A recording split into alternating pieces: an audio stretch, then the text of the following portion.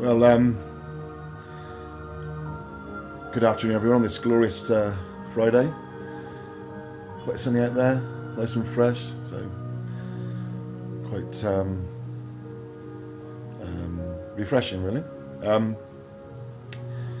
Second of my YouTube videos. Getting a bit used to doing this now, it's quite cool. Completely different subject matter now. Just for those that maybe can hear the music in the background, this is the score from the movie £7, which is has a leading role by Will Smith. If you haven't seen this movie, by the way, it's actually it's a very beautiful and very powerful movie. I won't say nothing about it. I'll also give it, spoil it, but it's well worth a watch if you haven't seen this movie. And if you have seen it, and it's been some time, it's might be worth watching it again, because it's just a very powerful and compelling story, which I think I might do myself later. What's brought me to this? Well, I think it's a collaboration of many things. I did recently just watch a video on this on YouTube, and it was by a father called Brad Hunstable. If you just go into Facebook and just search his name, then it'll come up what I'm about to talk about. And also you could either go into my own name, Jeffrey George, on Facebook and pull up that as well. During this pandemic and the COVID-19 virus, sadly he lost his son. He was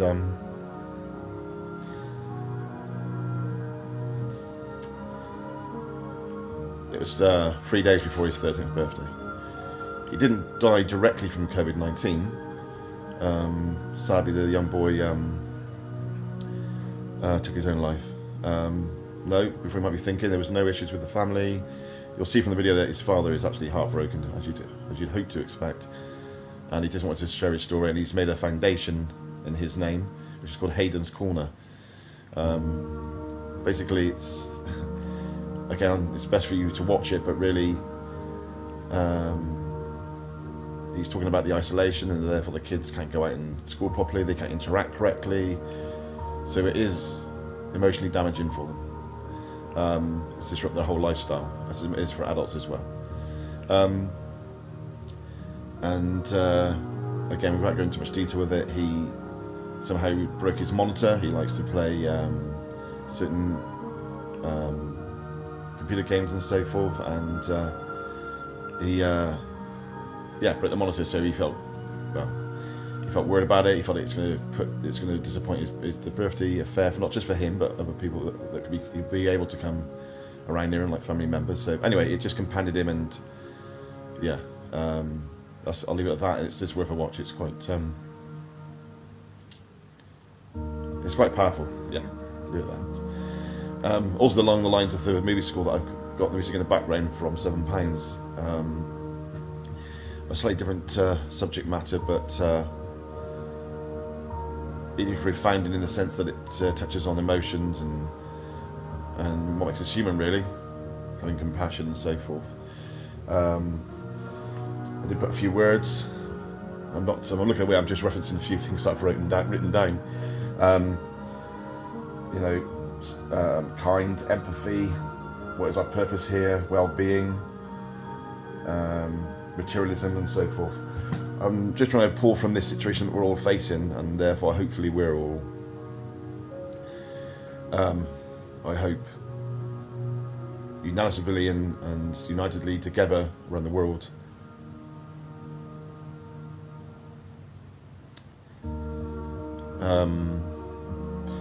truly thinking what's important in life, and hopefully we realise how important our health is. And on the back end of that, of the emergency services, namely they're also here, the NHS, and obviously all the multiple health services around the world in their respective countries, on the front line. I mean, obviously there are other ones as well. We need to get the food delivered and all those guys, but I'm just not disregarding those other dynamics, but I'm just talking about a subject matter more about people and so forth. So yeah, on the foot of this situation, to maybe take stock of what is important in life. friends, people, having time together. It's trying to disconnect the fact that we don't need things as such to make us happy. It's about experiences, life, memories, and to ask that enigma of what is our purpose on this planet. Don't worry, I'm not going to go too deep into that. Of those that know me, and that's not where I'm taking this conversation. It's just more for us to really think about, stop thinking about ourselves so much. I've been guilty of that.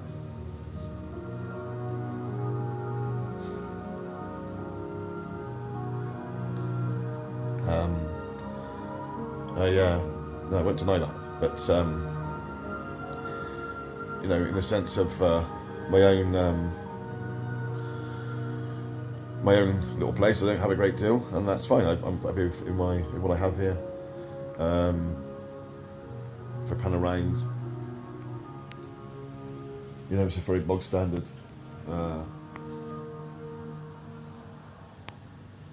Little flat, but just got the bare things that I need, and the main thing is my diving equipment. There may be some money spent on that, but that's just really my own. I need those tools to facilitate that passion. But I think too many, you know, people do have, I think, go over and beyond and have too many things. I'm not stereotypically doing this at any one person, you know, but there are some people I've seen doing. My main job is removals. Obviously, I visit a lot of homes, and you see some of the amount of toys that some of the children have got is just immense. I'm not even touching on a environmental standpoint, because that's where I've already done that slightly, and I'll do other topics on that subject. This is not about that. But they've just got toys after toys after toys. Take them out.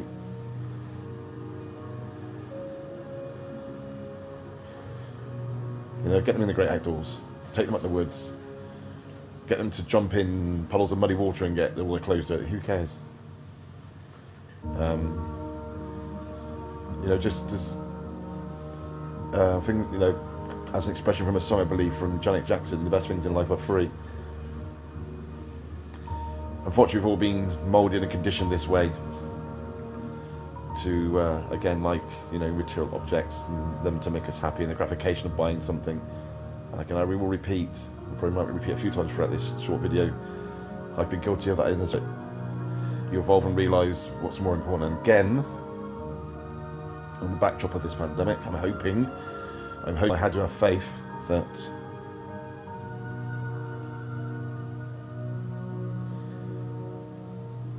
we come through this and realise what is so important. Without becoming too melodramatic or depressive. You can have all these things, but we can't take them when we do reach that final pearly gate at the end. And if you've run your whole life that way, that's the most important thing, and you've been neglecting people and so forth throughout your journey on life on this planet, then I'm sure you'll get to an age, especially, well, I'm thinking it now, and I'm only 47, to be, say,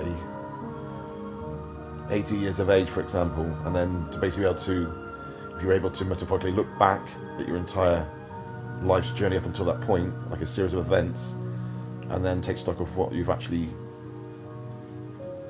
achieved, or more so how you've composed yourself, then you could be somewhat, I use the word lightly, disappointed that we were trying to do all that way. I want to get this, I got the biggest car on this, that and the other, and collect the most objects or whatever to make a statement. But through that journey, you know, you didn't spend that last moments with your son or grandchildren, or, you know, you're more self-centered, so you just think about people, really. And therefore I do hope from this that we realise that in life is each other, and hope we can all unite, and then realise that, you know, as you know, the Earth's a lot more healthier. Well, it's only had an impact. You see a lot of the rivers a lot cleaner, and we've seen those things in Vienna and so forth, and it's all clear, and the dolphins are coming back in. I think we can all honestly say it does feel a lot more healthier and fresher, the environment in itself. And people therefore not being able to go to certain venues. I'm not going to go into a subject about economics here, but having like the pubs and all that closed, so then we interact, we play in the gardens, we social distance and so forth. But we we spend time with each other really, and I think hopefully we're reconnecting on a high empathical level. I think a little statement from the late Stephen Hawking, which he really basically says to look up at the stars, not down at your feet. Now he's obviously, these statements pretty on a sort of a profound sort of awareness level. Are you trying to think about what's going on around in your world, but use on the back end of that statement to think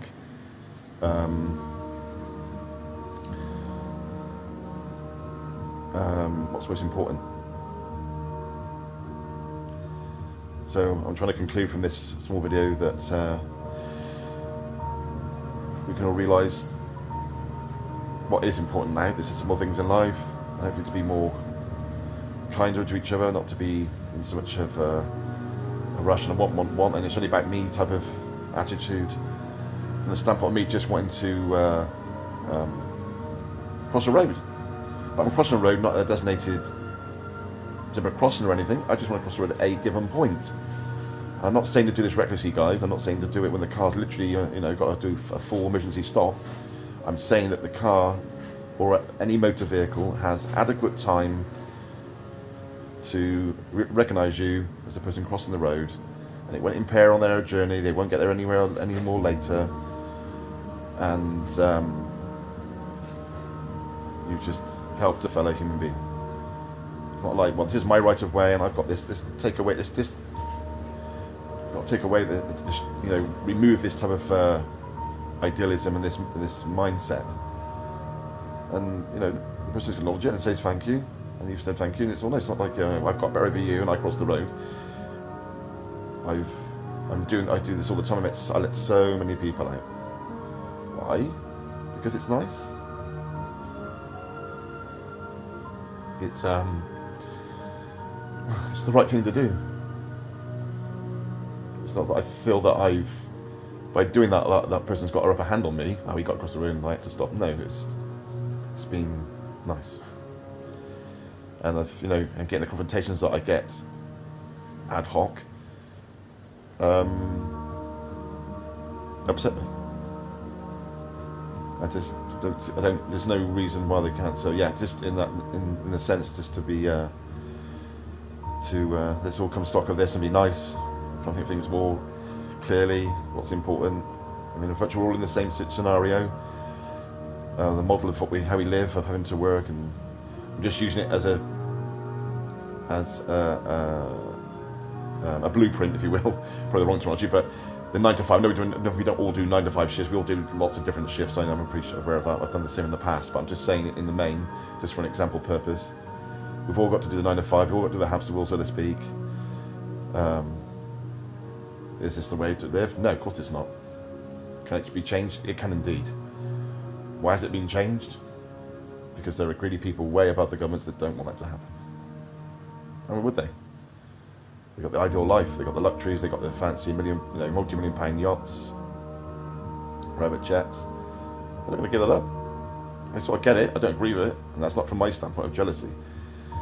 If you, for example, had all the wealth from these people, and I'm pulling into line with the likes of the sportsmen, or the sports arena, footballers, boxing, all the sports, all the actors, actresses, and the amount that they were all earning was somewhat slightly reduced.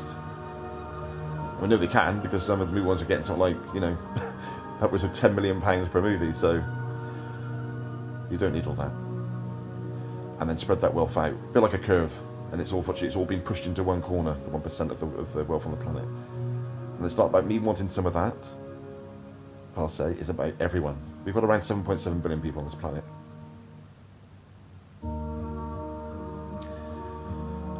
And I believe that we all deserve the right to live a dignified life on this planet. And some people might be thinking now, arguing, well, there are some people on this planet aren't very nice. True. And some of their acts are just not. They're not acceptable. There's no excuse for it. But you need to take stock and go further back and realise that person who's done that terrific thing, or that act, was obviously at one point a newborn child.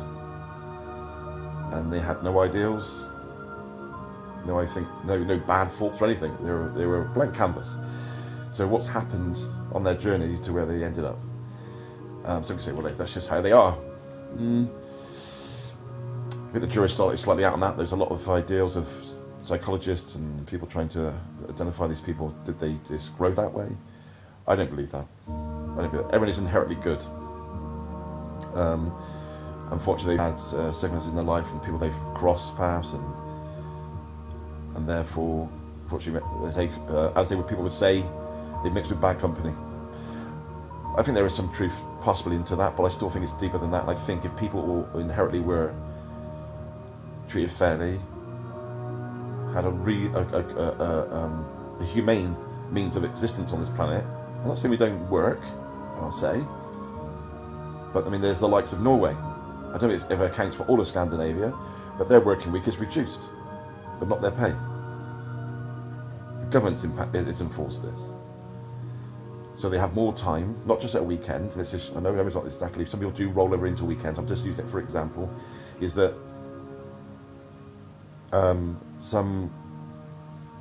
they have the weekends off, which is good. You say, well, they got the weekend, they got time with their family on the weekend.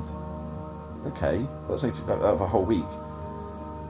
So what they do now, they reduce their working week, so they have time in the week as well. But you think that if in the main, it's not always, I mean, both genders work now, there's no sexism, but just use it, for example, the mother's had a child, she's got to take care of the child, obviously, so you won't be working even then, she might be on maternity leave, but isn't it only fair that the father should be able to come home, even Monday to Friday, and at least see his children before they go to bed? Or be coming home and they've already gone to bed? I don't think that's where we should be living. In the main, the animal kingdom doesn't live that way. It's only us as Homo sapiens, translate wise man. They all live their existence in happiness, and they all can migrate where they want and move around, and it's only us as human beings. So, I think it's only fair that we should all be able to live a decent and pleasant existence on this planet, and be able to enjoy the ones of this planet, and it can be achieved. It's purely greed on the parts of those having the purse strings, for better words. So I shall conclude this by saying thanks again for watching. Hope you enjoyed, or if you have liked, if you haven't, then obviously no problem. You can obviously not like it. You're allowed that vote. But I'm just trying to think of subject matters that might be of some, say, help, or it could do. But I'm just trying to put some positive videos out there. So I just hope there's some use to someone. But lovely Friday, everyone. Weekend's upon us, and we'll hopefully be through this soon and get back to normality. But just be nice to everyone. Thanks for listening, and bye for now.